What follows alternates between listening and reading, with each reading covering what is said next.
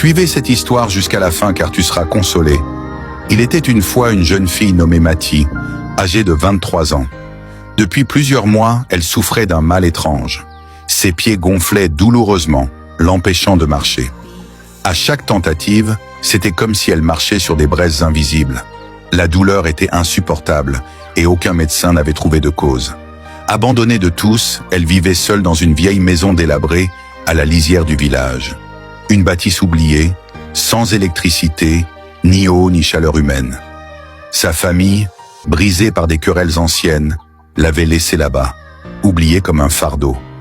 Chaque soir, Mathie jour, elle parlait à Dieu à travers ses larmes. « Seigneur, qu'ai-je fait de mal? Pourquoi suis-je seule? Pourquoi cette douleur? Si j'ai péché, pardonne-moi, mais viens à mon secours. » Elle ne mangeait presque plus. Elle ne riait plus. Sa vie était une ombre. Alors après plusieurs mois enfin, une journée pas comme les autres. Un jour, alors que Mathie s'endormit profondément. Et ce fut dans ce sommeil qu'un rêve étrange la saisit. Elle se retrouvait dans une autre maison abandonnée, obscure, silencieuse mais familière. Elle avançait lentement, ses pieds toujours douloureux, mais elle était attirée par une lumière faible au fond d'une pièce. Là, elle vit une vieille femme, penchée sur un feu mystérieux. Les flammes n'étaient pas ordinaires, mais elles brûlaient, et ce qu'elle vit glaça son sang. Elle a vu sa grand-mère, la vieille femme tenait un couteau dans sa main, et elle les passait dans ce feu, récitant des paroles incompréhensibles, les yeux pleins de haine. À côté d'elle flottait l'esprit de Mathie.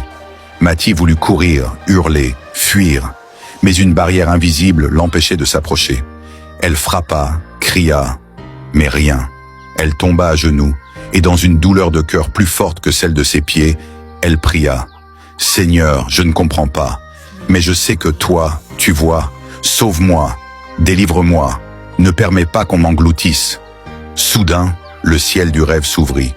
Une voix douce et puissante descendit comme une cascade de lumière. « Mathie, je t'ai amené ici pour voir la racine de ta douleur. Ce n'est pas toi qui as péché, mais on a voulu éteindre ta lumière. À partir